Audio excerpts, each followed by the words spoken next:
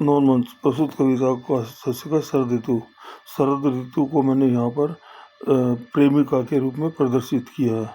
ये कौन है जो धीमे धीमे आकर अचानक, ये कौन है जो धीमे धीमे अचानक आकर मेरे ग्रीष्म से जलते तन में सिहरन मचा रहा है। यानी गर्मी गई है अभी और मेरे जिस्म में सिहरन मचा रहा है। मीठी लगने लगी है मेरे खुले आंगन की धूप, शीतल शांत अग्नि तन मन में के भीतर लग समा रहा है। जलते पंछी यानी जो धूप में जल रहे थे, जलते पंछी सभी घरोंदों से निकल बाहर आए क्योंकि मौसम ठंडा हो गया। जलते पंछी सभी घरोंदों से बाहर निकल आए। खगकुल का झुंड गगन में उड़ रहा है। उष्णपात, गर्मी में पत्ते भी गर्म हो गए थे। उष्णपात पेड़ों पर लटके इस कदर अलसाने लगे, ये कारज कर थका मजदूर मानो सोने को बढ़ रहा है। गुलों के गुच्छे घने बागों से गायब हो गए। अल्हड़ बच्चा मामा के घर छुट्टी पर जा रहा है क्योंकि बसंत ऋतु में फिर वो वापस आएगा। का पवन शीतल झोंका यूं लगता है अभी अभी सरोवर के जल से नहाकर आ रहा है। जैसे पानी को छू के आकर ठंडा हो गया, अभी अभी सरोवर के जल से नहाकर आ रहा है।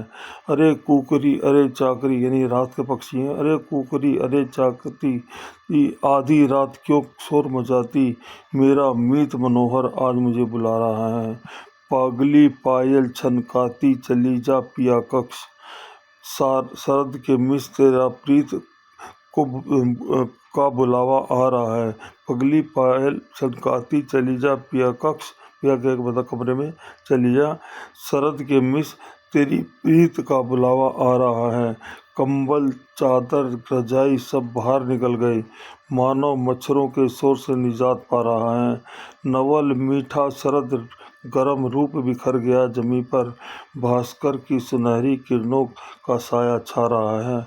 वर्षों से फैला जल धरा ने समस्त पी लिया, यानी जो बारिश में जो पानी जमीन पर फैल गया था वो धरा ने समस्त पी लिया।